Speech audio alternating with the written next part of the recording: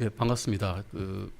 구원에 대해서는 사실 뭐 모르시는 분이 거의 없으신 상황이라서 저희가 구원에 대해서 다시 한 번 더 강조하고자 하는 바는 구원받을 사람들이 옆에 천지에 널려 있기 때문입니다.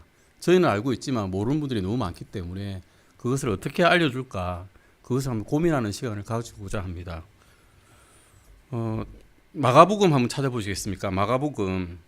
마가복음입니다. 10장 17절에서 저희가 오늘 보고자 하는 것은 27절까지입니다. 하지만 먼저 1절부터 읽어보겠습니다. 제가 읽겠습니다. 그분께서 길로 나가실 때에 어떤 사람이 달려와 그분께 무릎을 꿇고 그분께 여쭙되 선한 선생님이여 내가 무엇을 해야 영원한 생명을 상속받으리까 이렇게 물어봅니다. 한 사람이 예수님께 나와서 바른 질문을 했습니다. 내가 무엇을 해야 영원한 생명, 구원을 받을 수 있을까라고 그런 애타게 찾았습니다. 심지어는 예수님께 나와서 무릎까지 꿇으면서 질문을 했습니다.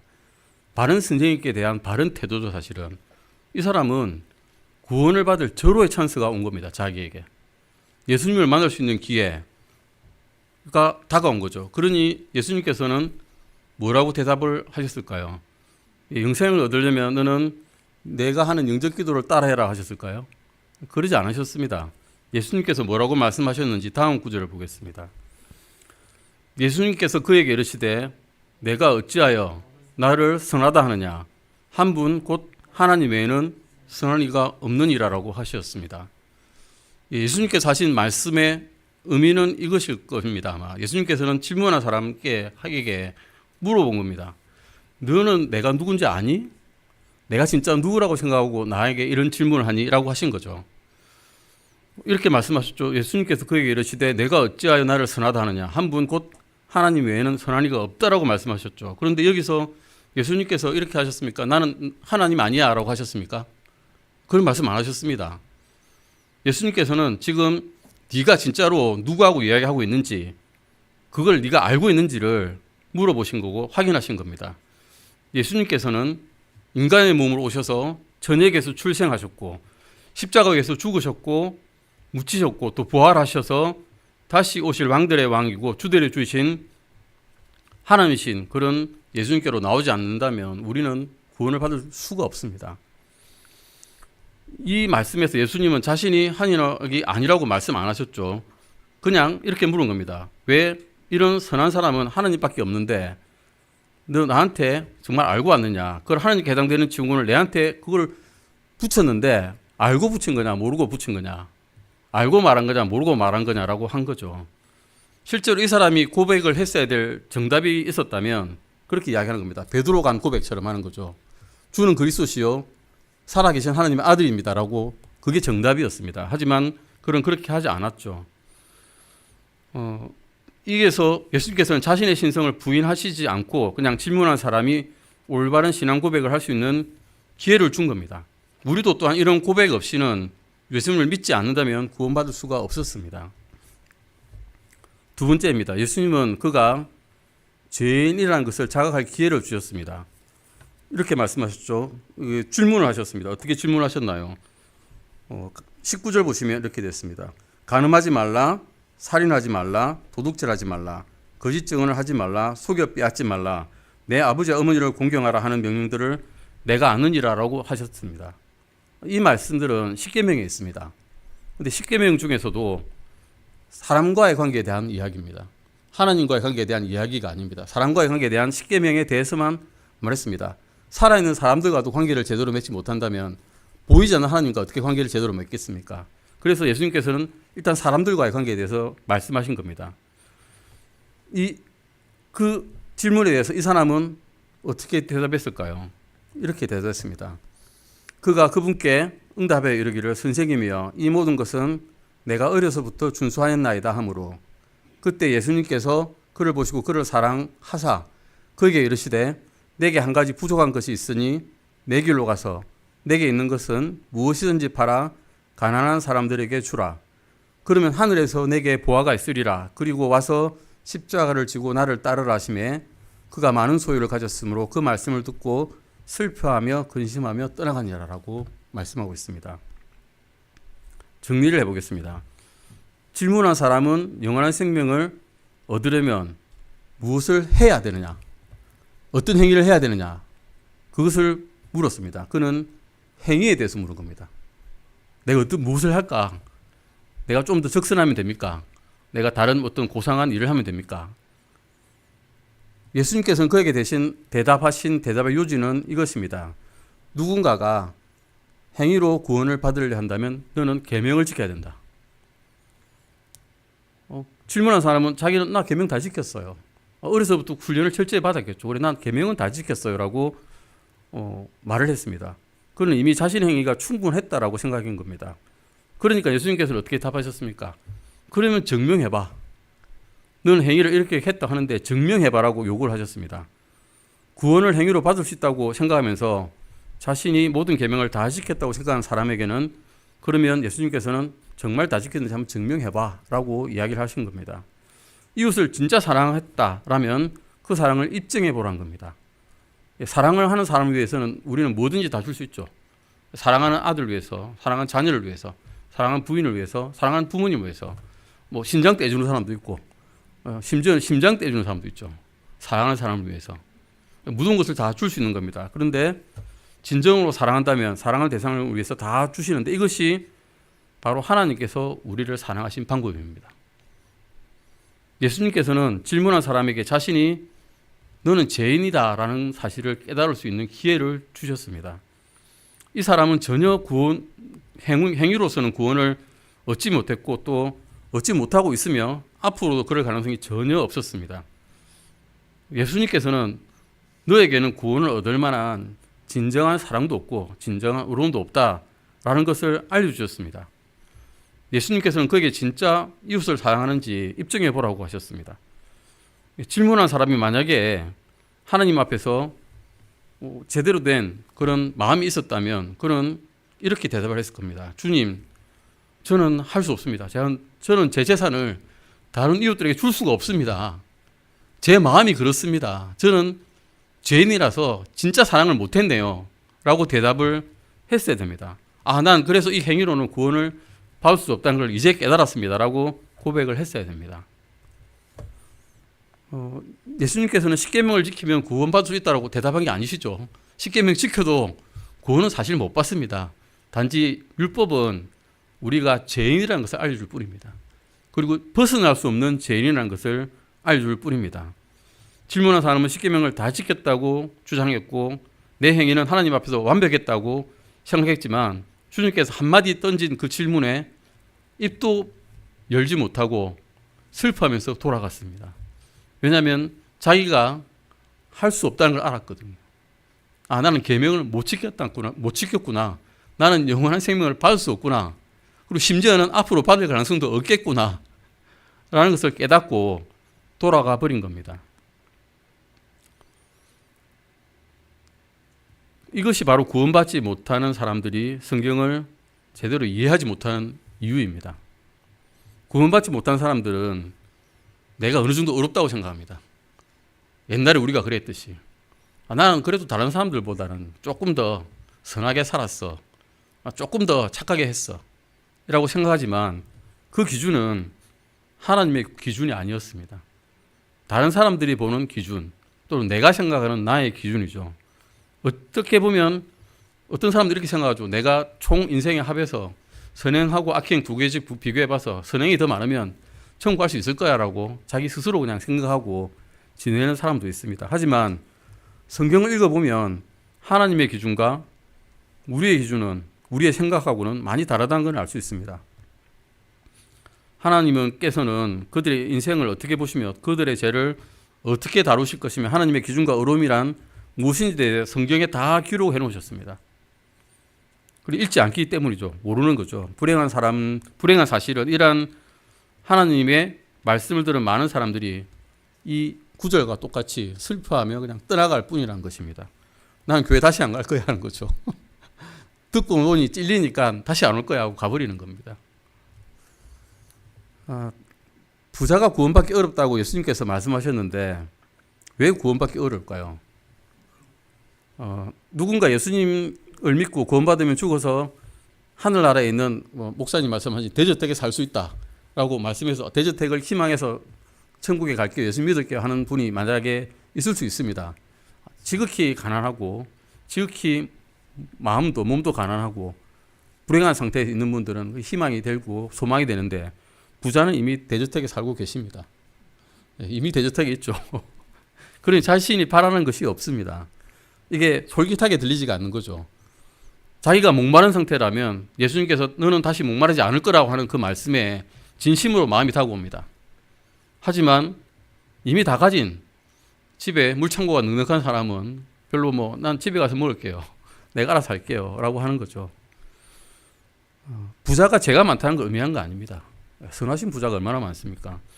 단지 부자라는 것이 구원받는 데 있어 걸림돌이 될 수가 있다는 그런 말씀입니다. 부자들이 구원받기가 어렵다는 그런 예수님의 말씀을 듣고 제자들은 깜짝 놀랐습니다. 왜 놀랐을까요? 그 당시 종교 지도자들은 지금 종교 지도자들처럼 하나님과 바른 관계 있는 사람은 부자가 된다 라고 이야기를 하고 다녔을 거라고 생각이 듭니다. 왜냐하면 구약시대에 하나님의 축복의 기준은 그 사람이 부하냐 비천하냐였거든요. 실제로 부한 사람은 하나님의 축복을 많이 받은 사람이었고 가난한 사람은 하나님의 저주를 받은 사람이라고 그 당시 종교 지도자들은 생각을 했습니다. 그래서 제자들은 이 말씀을 듣고 깜짝 놀란 거죠. 이 세상에서 물질적인 풍요와 구원이 현재의 하나님의 축복을 받았냐 안 받았냐의 기준은 다릅니다. 아예 상관이 없습니다. 사실상 단지 부자가 또 문제가 되는 것은 이것이라고 예수님께서는 분명히 말씀하셨습니다. 기록을 볼까요? 그러나 예수님께서 다시 응답하여 그들에게 이르시되 애들아 재물을 신뢰하는 자들이 하나님의 왕국에 들어가는 것이 심히 어렵도다. 부자인 게 문제가 아닌 겁니다. 내가 신뢰하는 것이 누구신가, 내가 신뢰하는 것이 무엇인가가 문제인 겁니다.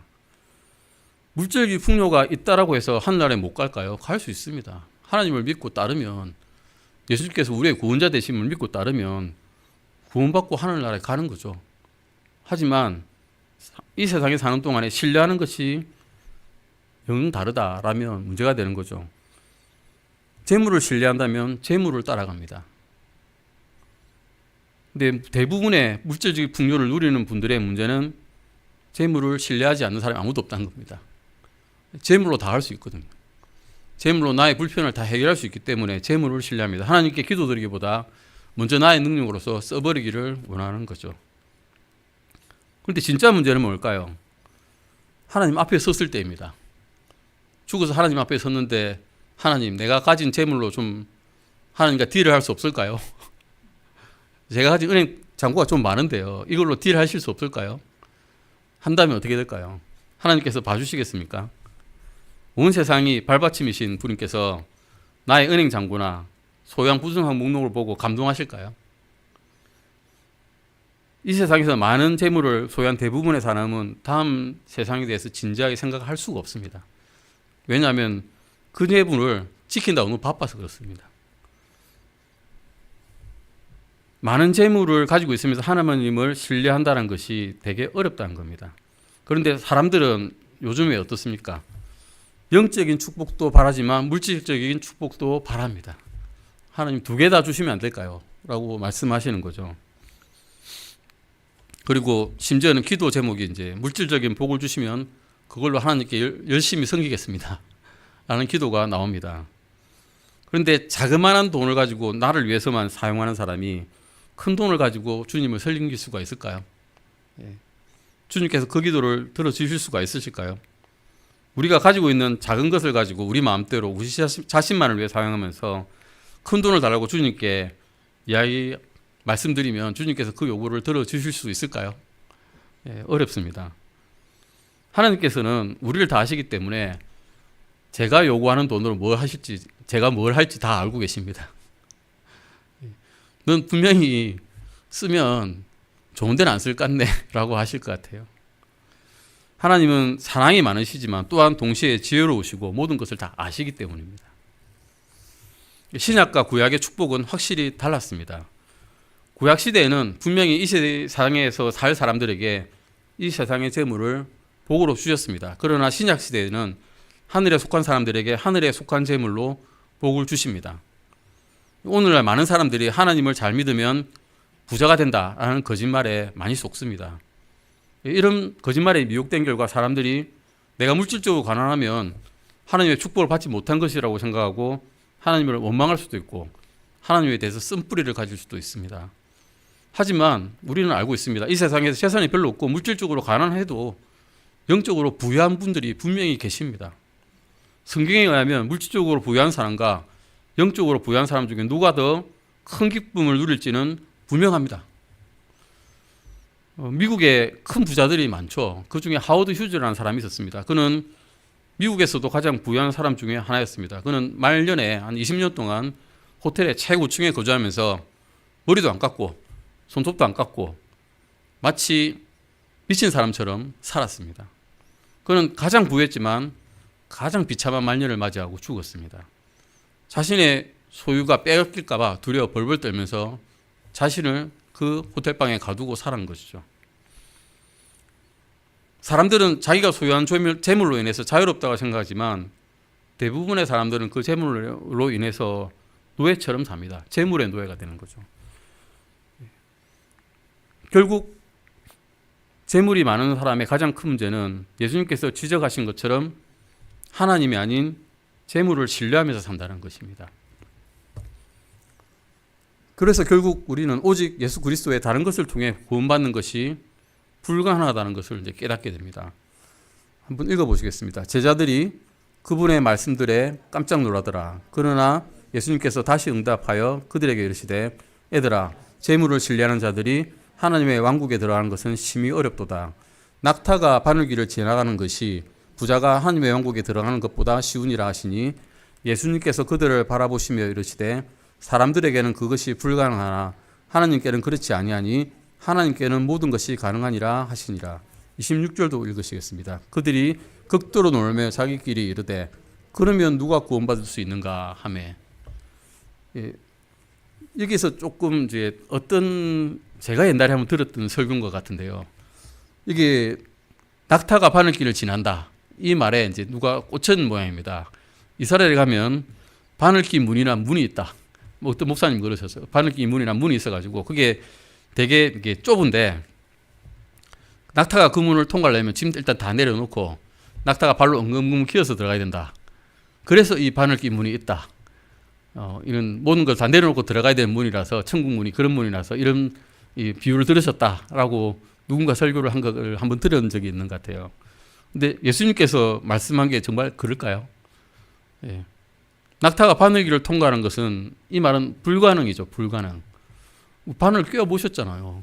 거기로 큰 낙타가 어떻게 들어갑니까? 불가능하다는 이야기입니다.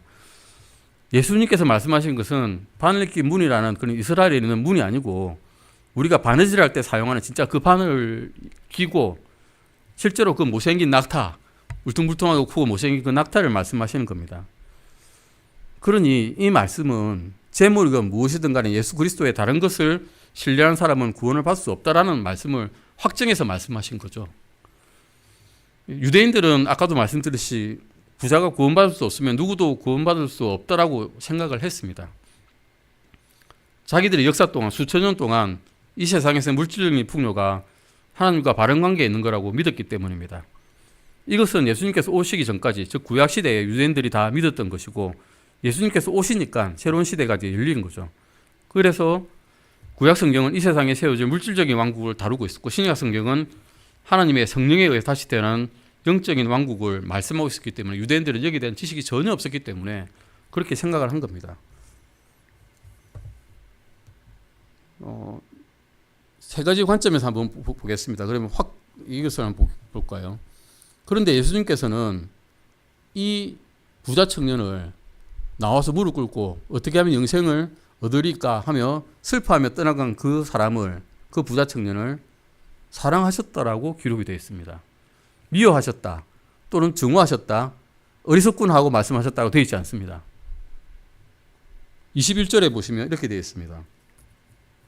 부분만 읽어보겠습니다. 이에 예수님께서 그를 보시고 그를 사랑하사 그에게 이르시되 어리석구나 떠나라 안 하시고 그를 보사 그를 사랑하셨다고 기록되어 있습니다. 여기 보신 사람은 아주 선한 사람일 수도 있습니다. 사회상적으로 볼 때. 하지만 예수님께서 하나님의 눈으로 보실 때는 그냥 자기 중심적이고 이기적이고 구원받지 못한 죄인이죠. 그냥 죄인인데 예수님께서는 그런 죄인을 보시며 사랑하셨다라고 기록하고 있습니다. 예수님께서는 심지어 또한 탄식하시며 그를 안타까운 마음으로 바라보셨습니다. 하나님께서는 구원받지 못한 사람을 사랑하셨고 예수님을 받아들이지 못하는 사람을 보시고는 안타까워하셨습니다. 27절 잠깐 보실까요? 27절입니다.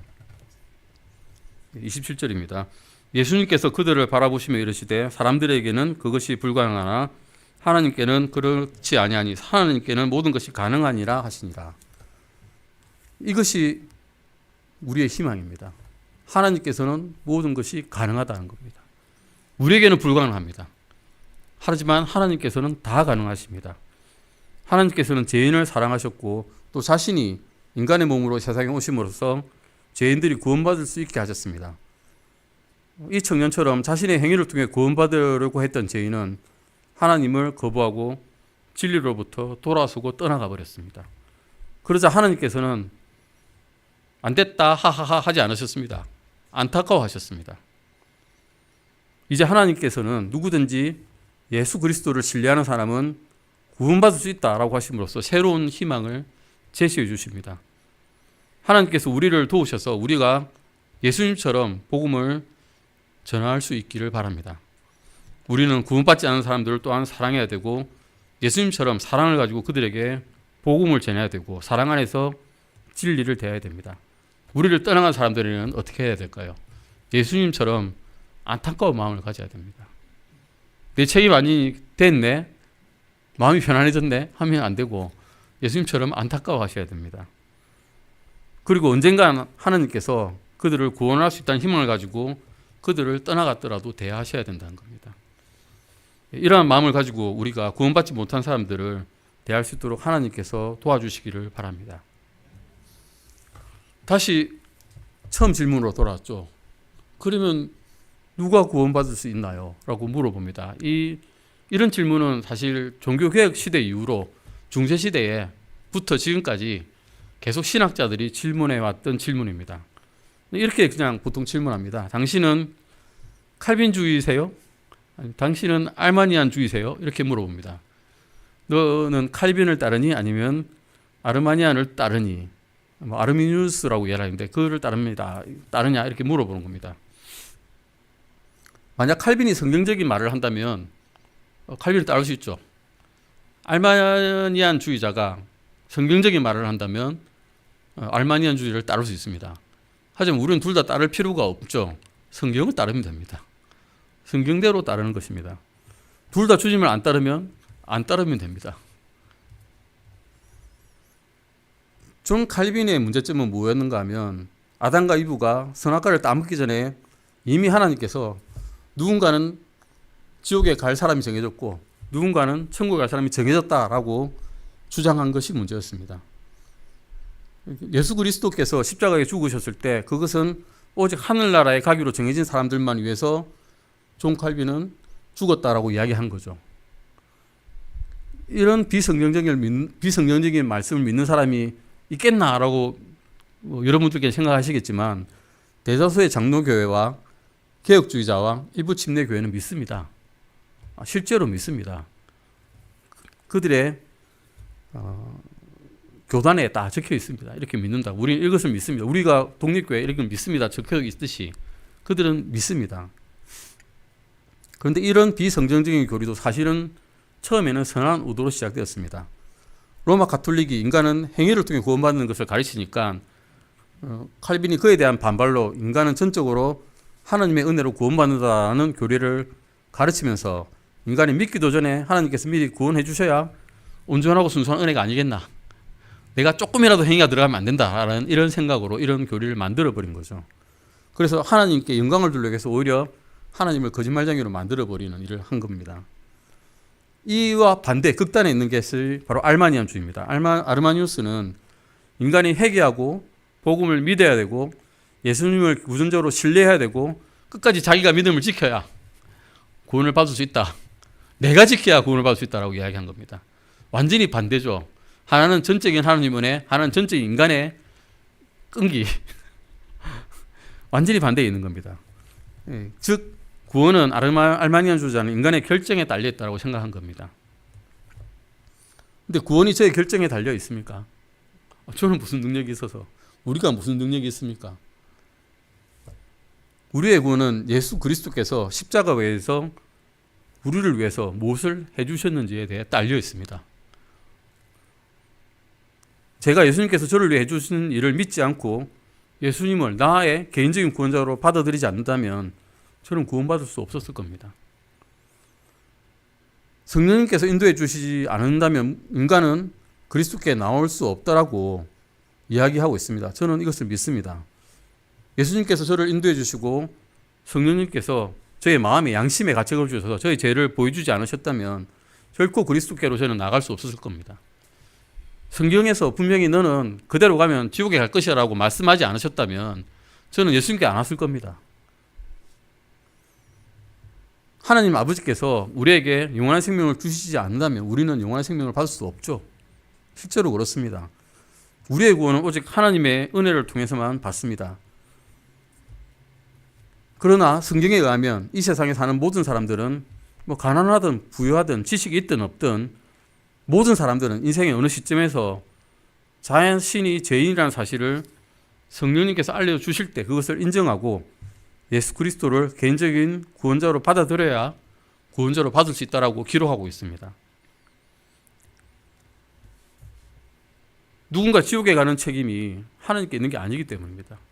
지옥에 갈지 말지 결정하는 것은 나지만 구원을 받는 건 하나님께 달려 있습니다. 지금 지옥에 누군가 있다고 칩시다. 그 지옥에 있는 그 사람은 하나님께 불평할 수가 없습니다.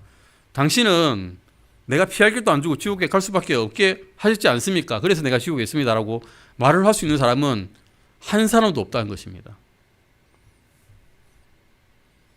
그러면 칼빈주의를 왜 믿을까요? 다 정해져 있다고 하는 그 칼빈주의를. 왜냐하면 그러면 편하거든요. 복음 안 전해도 됩니다. 하나님께서 이미 다 정해놓으셨으니까 구원받을 사람, 구원 안 받을 사람 다 정해놨으니 우리 길거리 전도 안 해도 됩니다. 할 필요가 없는 거죠. 몸도 편해집니다. 이런 이유가 있다라고 한 생각이 듭니다. 다시 질문을 해보겠습니다. 그러면 누가 구원을 받을 수 있으려라고 합니다. 물어봅니다. 적은 무리만 받습니까? 구원받기로 예정된 사람만 받습니까? 디모데전서 2장 3절에서 4절 같이 한번 읽어보시겠습니다. 이것은 우리 구원자 하나님의 눈앞에서 선하며 그분께서 받으실 만한 것이니 그분께서는 모든 사람이 구원을 받고 진리를 아는 데 이르기를 원하시느니라. 이 말씀에 의하면 하나님의 뜻은 무엇입니까? 한 사람, 적은 사람, 많은 사람이 아니라 모든 사람이 구원을 받기를 원하십니다. 하나님께서는 모든 사람이 구원받기를 원하시면서 어떤 사람들, 지옥으로 가기로 예정된 사람들을 위해서는 예수님을 보내주지 않으셨다라고 가르치는 것은 말이 안 되죠. 모든 사람을 구원받기를 원한다고 말씀하지 않으십니까? 당신이 구원받기를 원하시지만 구원받을 수 없게 해놨다. 이 말이 전혀 앞뒤가 맞지 않는 말이지 않습니까? 5절도 한번 읽어보시겠습니다. 5절에서 6절입니다. 이는 한 하나님이 계시고 하나님과 사람들 사이에 한 중재자 곧 사람이신 그리스도 예수님이 계시기 때문이라. 그분께서 모든 사람을 위한 대성물로 자신을 주셨는데 이것은 정해진 때에 확정될 것이며. 아멘.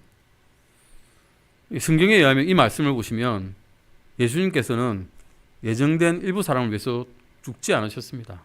모든 사람을 위해서 죽으셨고 만약 자신의 죄 가운데 누군가가 죽어서 지옥에 간다면 그것은 우리 죄값을 치르지 않았기 때문이 아니라 내가 선택을 하지 않았기 때문입니다.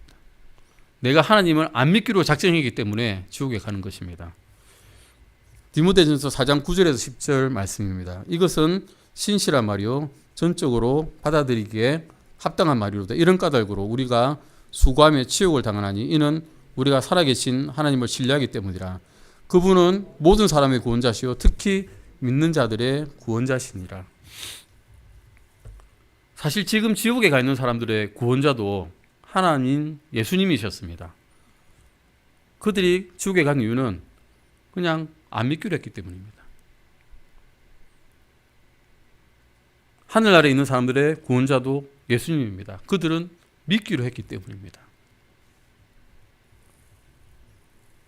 예수님께서는 모두를 위해서, 지옥에 가 있는 사람들을 위해서, 천국에 가는 사람들 모두를 위해서 다 자신의 몸을 내주셨습니다.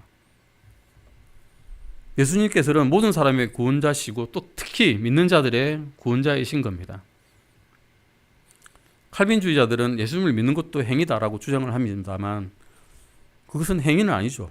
믿는 것은 행위가 아닙니다. 이미 만들어 놓으신 것, 이미 이루어 놓으신 것을 그냥 받아들이는 것뿐입니다. 예수님께서는 모든 사람이 구원받기를 원하셔서 모든 사람을 위해서 자신을 대속물로 주셨고 모든 사람의 구원자가 되셨습니다. 그분의 구원을 누리고 거듭나는 사람들은 오직 복음을 믿고 그분을 받아들이는 사람들입니다. 성경은 예수 그리스도께서 구원자라고 말씀하십니다. 그리고 그 예수 그리스도를 믿는 사람이 구원받을 거라고 말씀합니다. 예수님께서는 구원의 길을 만드셨습니다. 그러므로 구원자이십니다.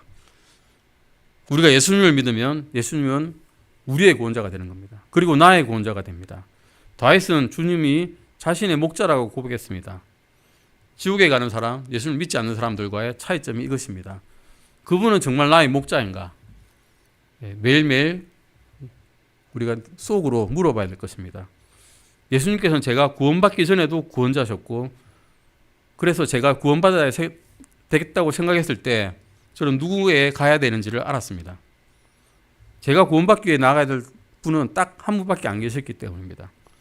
제가 그분께 나아갔을 때 그분은 저를 받아주셨습니다. 이렇게 말씀하지 않으셨어요. 안 됐네. 너는 선택된 자가 아니야. 나한테 와도 구원받을 수 없어.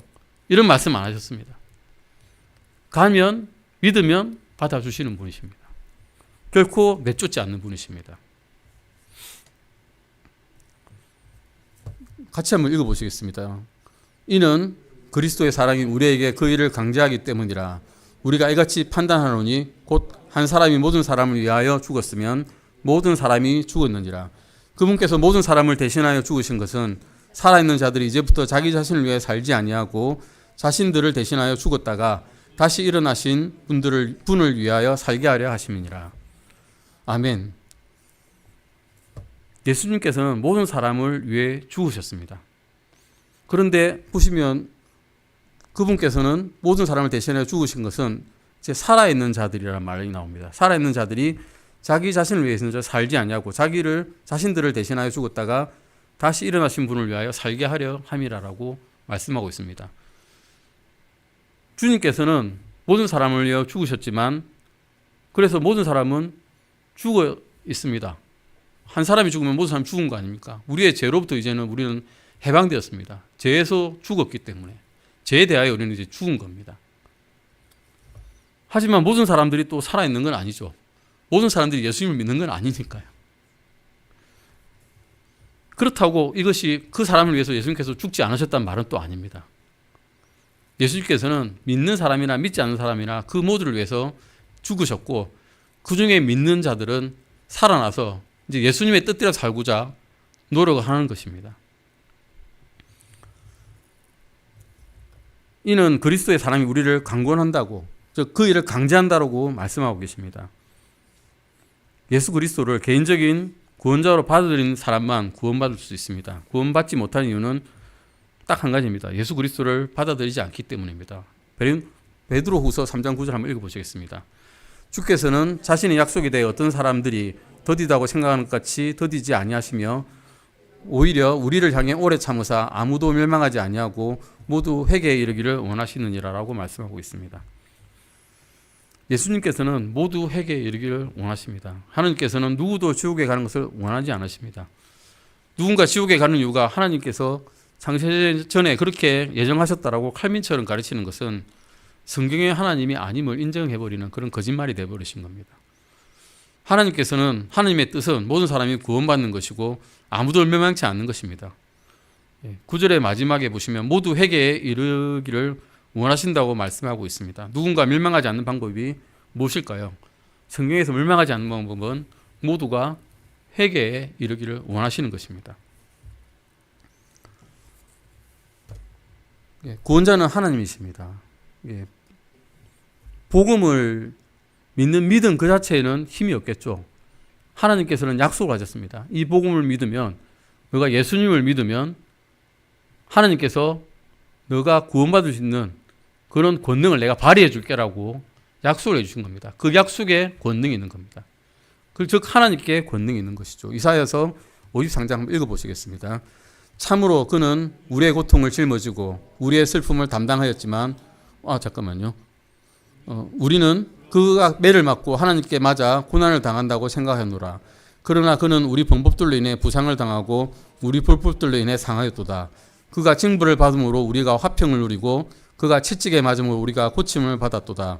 우리가 다 양 같아서 길을 잃고 각각 자기 길로 돌아섰는데 주께서는 우리 모두의 불법을 그에게 지우셨도다 라고 말씀하고 계십니다. 모든 사람은 잘못된 길로 갔습니다. 모든 사람은 죄를 지었습니다. 그리고 예수 그리스도께서는 갈보리 십자가에서 모든 사람의 죄값을 치르셨습니다. 성경에는 칼빈주의 같이 선택된 사람들을 위해서만 예수님께서 십자가에 달리셨다는 그런 말씀이 기록되어 있지 않습니다. 그리스도께서 예정된 사람들만을 위해서 죽으셨다는 말씀도 없습니다.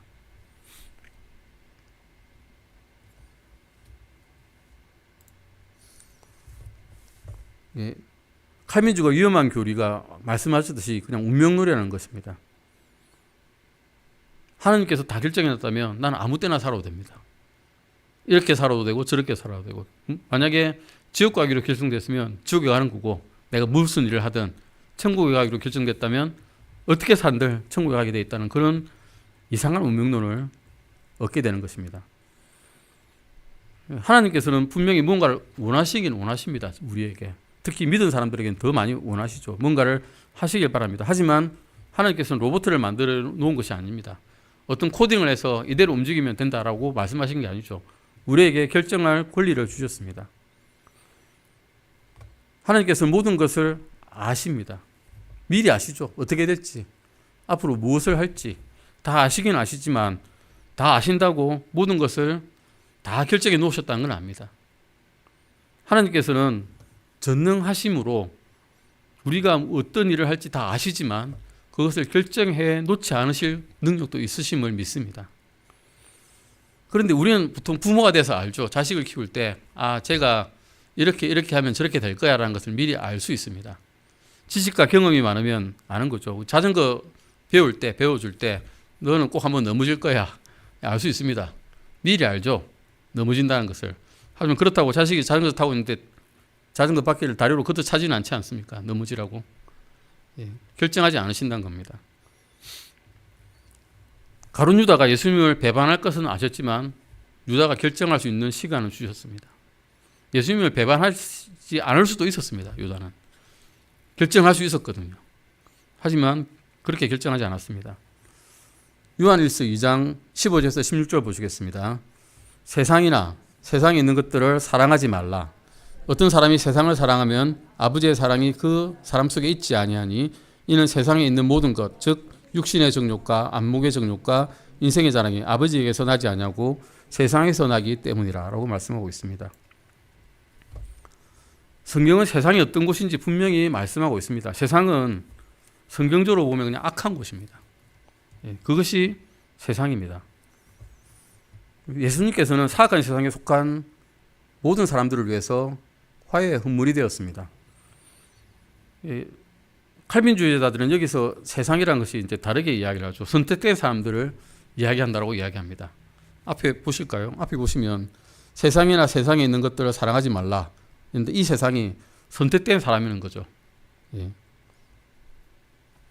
뒤쪽이죠, 이게. 잠깐만요. 이 밑쪽 부분입니다. 이걸 제가 잘못 읽었네요. 이 맨 밑에 볼까요? 요한일서 3장 16절입니다. 하나님께서 세상을 이처럼 사랑하사 자신의 독생자를 주셨으니 이것은 누구든지 그를 믿는 자는 멸망하지 않고 영존하는 생명을 얻게 하려 하심이라. 이 말씀을 가지고 이 세상이 악한 세상이 아니라 선택된 자들의 세상이라고 칼빈주의자들은 해석을 해버립니다. 그럼 우리가 이 세상을 앞에 세상이나 세상인들을 사랑하지 말라라는 말로 대입을 해보면 선택된 자들이나 선택된 자들에 있는 것들을 사랑하지 말라는 이상한 말이 되어버립니다. 앞뒤가 맞지 않는 문맥이 되어버리기 때문에 얼마나 위험하고 어리석은 말인지를 우리가 금방 알 수가 있습니다.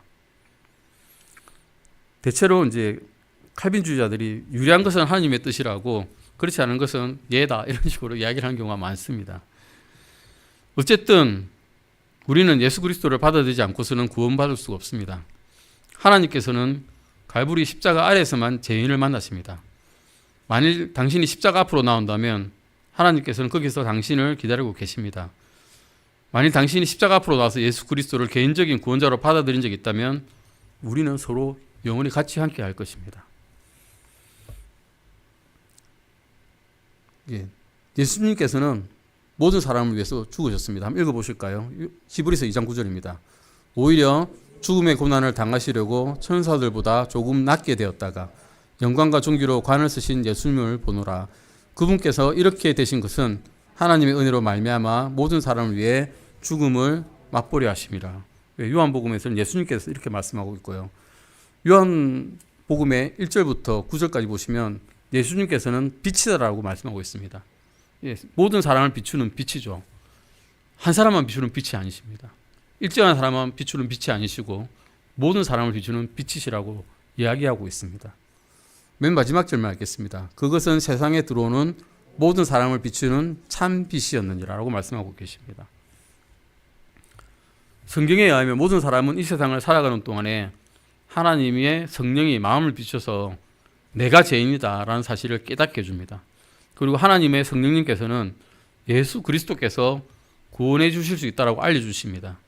이런 일들이 인생에 한 번만 일어나는 사람도 있고 그것을 거부하면 또 다음번에 그걸 또 다음번에 또 다음번에 여러 번 비춰주시는 분도 계십니다. 어쨌든 사람들은 구원받을 수 있는 기회를 한 번씩은 받았다는 겁니다. 다시 이제 여쭤보겠습니다. 누가 구원받을 수 있을까요? 우리 모두가 다 믿지 않는 사람, 믿는 사람, 이 세상에 있는 모든 사람들이 다 구원받을 수 있습니다. 한번 읽어보시겠습니다. 요한계시록 22장 17절입니다. 성령과 신부가 말씀하시기를 오라 하시는도다. 듣는 자도 오라 할 것이요 목마른 자도 올 것이며 누구든지 원하는 자는 값없이 생명수를 취할지니라. 요한복음 6장 37절입니다. 내게 오는 자는 내가 결코 내쫓지 아니하리라. 사도행전 16장 31절입니다. 주 예수 그리스도를 믿으라. 그리하면 내가 구원을 받으리라 라고 말씀하십니다. 성경은 예정된 자는 구원을 받으리라 말씀하고 계시지 않습니다. 그냥 주 예수 그리스도를 믿으라. 그리하면 내가 구원을 받으리라 라고 말씀하고 계십니다. 우리는 믿는 자든 믿지 않는 자든 모두 다 한 사람도 예외 없이 구원자를 필요로 합니다. 그리고 하나님께서는 한 사람도 예외 없이 모든 사람을 위한 구원자를 마련해 주셨습니다.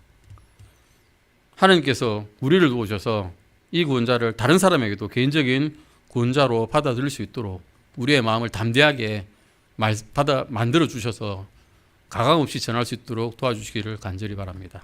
아멘. 기도하시고